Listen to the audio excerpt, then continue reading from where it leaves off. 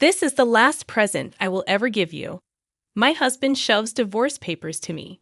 I've decided to marry someone else. So thank you for being a cash dispenser until now. The guy I have been with for so many years turns out to be a horrible person. This is a story of my revenge. My name is Jessica. I'm turning 50 this year. In fact, tomorrow is a little special day. I'll be living in debt for a long time and will finally finish paying it off. My husband Lance and I have worked really hard together. We got married 20 years ago. I was 30 and he was 35. He ran a liquor store that he inherited from his parents who had passed away. I, on the other hand, was an office worker. We met through an acquaintance and started dating with marriage in mind. I had one concern back then. What if he asked me to run the store with him? I was working as a financial consultant who advised on insurance and investment to individual and corporate clients at the time. I was getting paid better than average 30-year-olds and loved my job. I was studying for certification to take my career to the next level when he proposed to me. He said, "I know you have been working hard to get the certification. I want to support you in any way I can. I have enough staff at the store so I can manage it myself. You should pursue your dreams." His assurance was a catalyst for my decision to marry him. He was benevolent and always on my side. I truly wanted to build a life with such a man. As we agreed in the beginning, he focused on his business, and I focused on my work. We thought that our marriage was going well. About a year into it, he went to work, and I was spending my day off at home. When I was vacuuming under the bed, it caught a lot of papers. It had been less than 6 months since we moved in. I wondered why there was such clutter. I picked up a crumpled piece of paper and opened it. The header in bold letters jumped into my eyes. Reminder of payment. The total amount of the debt under Lance's name was $200,000. $200,000 was not $2,000, is it? My head started spinning. Why did he hide such a large amount of debt from me? I questioned him as soon as he got home that day. "What is this debt? What's going on?" "No, it's not what you think. It was left to me by my parents." That was not a personal debt, but rather on his liquor store. It was made by his parents, and when he took over the business, it also came along. It was secured by the land and the house we lived in, so he had no intention to renounce the inheritance. I understood that it was not his personal debt, but it was not something that could be left unattended. "But this is a payment reminder. Aren't you paying back every month?" "I am. But sales fluctuate from month to month. Sometimes I can't pay them back during the slow month. I have to pay my staff first, so I've asked them to wait." That's when the letter came. At first, his explanation sounded to make sense, but it was definitely not a good idea to delay payment. The letter included the words "final notice." "I didn't tell you because I didn't want you to freak out. Don't worry though. Business is on track, and we haven't been evicted from the house, right?" "That's true, but..." I looked at him anxiously. Then he mentioned something unexpected. "If you're so worried, why don't you help me pay it off? You are making quite a lot, aren't you?" I wasn't comfortable with where he was going. It was not my store, and a husband and a wife were supposed to help each other. "My debt is also yours. That's a bit sudden. Are you okay if my store went out of business? Many people would suffer if it was gone, you know." I guess he was right. His store had become an indispensable part of the community. It was located in the suburbs where there weren't many shops or supermarkets around. He was also selling fresh foods such as meat and fish and offered a home delivery service. I visited the shop several times, and it was always busy. Some customers stated that they were so grateful to have it in the neighborhood. "Please, honey, I'll be focused on keeping my business rolling. Please help me pay off my debts." I respected the way he took his work seriously and devoted himself. I didn't want to see his store disappear. I didn't want that to happen for sure. Being married means that we support each other at all times. If you are struggling, it seems only natural for me to help him. "Okay, I'll repay back as much as I can every month from my salary. You can concentrate on managing the store." I could help financially, but only he could run it. I was happy that he relied on me above all else. However, it was the beginning of a change in him. About 3 years had passed since I took over his debt. He often came home late. What were you doing until this late? You reek of alcohol. I just had a few drinks with my customers, honey. Did you make a payment this month? For some reason, he sounded condescending. I did last week. Why? The store depends on you. You'd better keep paying on time. Whenever he got drunk those days, he gave me an order. I had taken it as nonsense from a drunkard, but it started to prick my nerves when he did it repeatedly. He made it sound like it was normal for me to pay back his debt. By the way, Matt has a third kid now. I envy him. Matt was his friend from high school. He had his own business, just like Lance. His wife also worked in the store with him. I've been wanting to talk to you about that. I told him what I had been keeping to myself. Don't you think it's time for us to start a family? His reaction was very cold. What, baby? My business has just started picking up, and we are still in debt. How can we be so irresponsible? That was his stance. I held back my annoyance. Matt has 3 children now, right? We can manage one too. His parents are still well, and his wife works in the store. They are different from us. I couldn't counter that. I'd always thought that I would have children when I got married. My dream was crushed easily, so until I paid off all your debts, we can't have a baby. Well, I guess that's how it's going to be. If you make a lot of money and pay off studies quickly, I will think about it. His mean smile disgusted me, but I felt impatient to pay off the debts as soon as possible. How blind I was. Even though it was an irrational demand, I was still occupied with the thought of starting a family and didn't even think about it. From then on, I worked tirelessly for Lance. I actively obtained qualifications, took promotional exams, and secured a salary increase. I started earning much more than women my age. I even made advance payments, but the debt didn't disappear so easily. I turned 40 before I knew it and had to give up on having children. I thought to myself that I still had my husband and thought he was enough. He relied on me, and I could do anything for him. As long as I still believed that, I remained happy. Lance started coming home later and later as the days went by. He sometimes came back in the morning. I was working in the store, and it was morning when I realized it. I had to go out with a customer, and the next thing I knew, the sun was out. When I saw him working so hard to protect the store, I felt that I had to do my best as a wife too. We were on the same boat, sailing for a better future together. The months and years went by, and the day finally arrived. I was going to make the last payment the next day. For the sake of the debt, I had to pass on all sorts of luxuries I didn't need to do so anymore. I could finally spend my hard-earned money the way I wanted.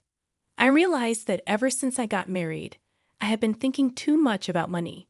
We had never taken a vacation or even dined at a nice restaurant. We were still in our 50s. I hoped to finally enjoy such things from then on. On the day the last payment was due, I took a day off.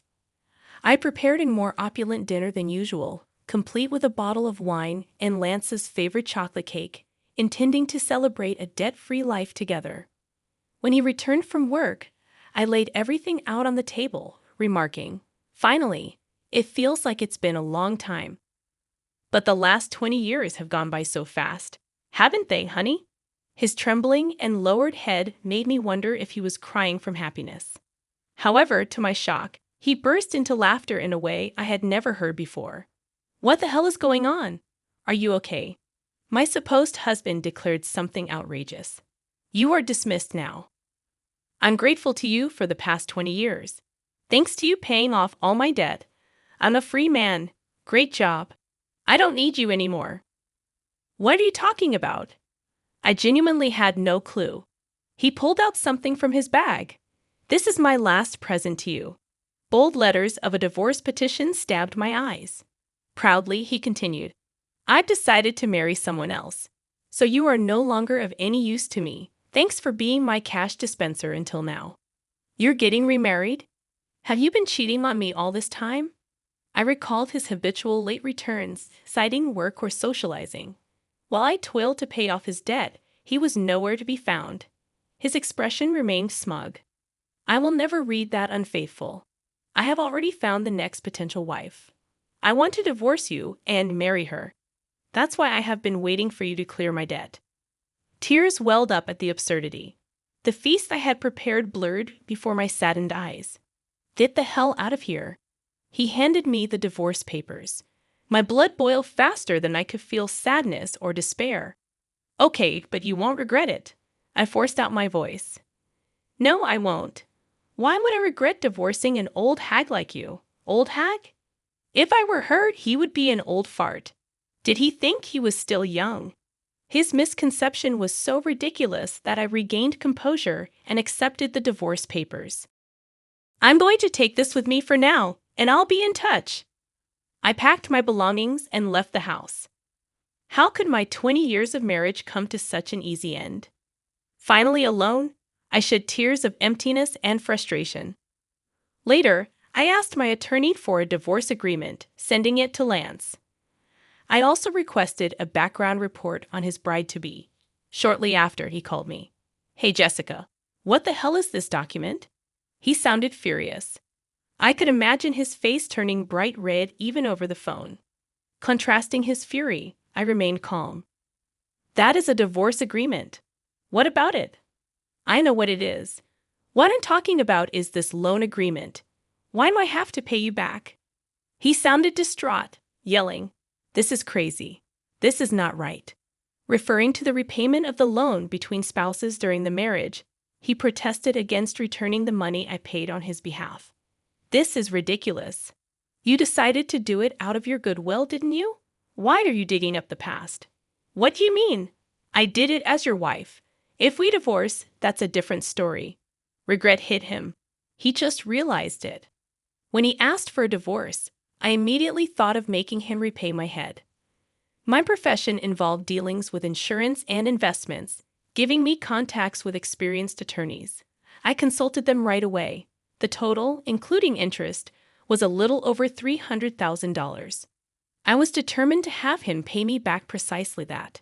That was all I asked for. He grasped the seriousness, seeing the name of a locally famous attorney on the document. Ludicrously, he said, You know that I don't have much money. Sell the store to fund it then. If I do that, I won't have anything left. You're only 55. You could still find a job if you wanted to. Give me a break. The conversation made no sense. I wanted to hang up, but there was one last thing to check. How's it going with your new bride-to-be? None of your business. I'd burst out in laughter. It seemed like he was going through a lot. Good luck. I was about to hang up. Wait a minute. I've decided not to marry her. We can start over. For some reason, he pleaded with me. I yelled my last words and hung up. Start over? Don't kid yourself. I don't want you. I had been married to such a man for 20 years. Did I look more ridiculous than him in the eyes of others? I respected him until the divorce. I had watched him work hard for the store and his customers.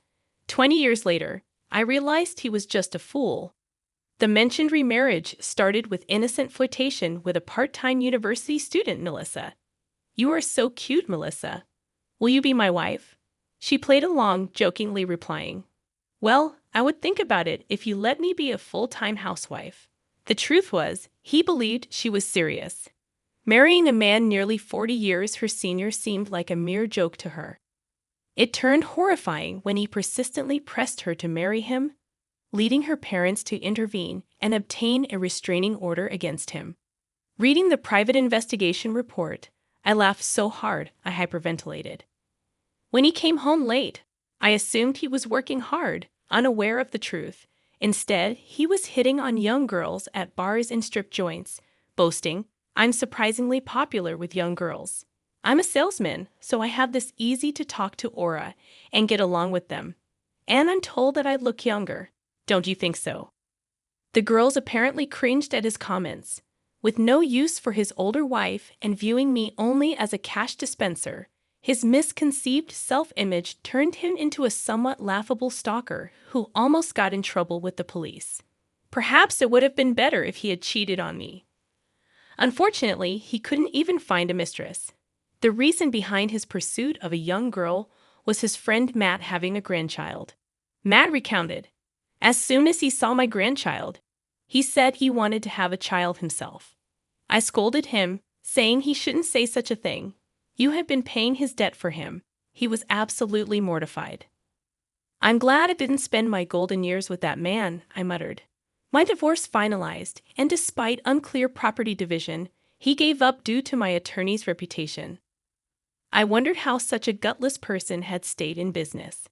He sold the store to pay me back. Fortunately, just before the sale, his employees abandoned him. Customers frowned at him for giving up a family business. When they learned the reason was to pay his ex-wife, shock spread through the community. He got what he deserved when he demanded a divorce. A true story that sounded like a comedy circulated. Even if he hadn't sold the store, the bad publicity would have affected his business. Selling before bankruptcy was probably a blessing. The money wasn't enough, so he still works part-time to pay me back. Sometimes he messages, "It was all my fault. Can we get back together?" Even after blocking, he calls from different phones. "If you contact your ex-wife any further, we'll file a restraining order," warned my attorney. The calls stopped. He is terrified of the attorney. Guess what I do now? I'm a marriage counselor. Turning 50, I joined my friend's matchmaking business. I quit my previous job, helping singles find a match, offering advice on finances, insurance, etc. Couples appreciating frank discussions from the beginning increased our membership. Having been through a lot, I don't want them to make the same mistakes I did. Though my salary is lower, I enjoy helping others be happy every day. I found happiness after getting rid of my ex-husband. Today, I'm a bridge to someone else's happiness.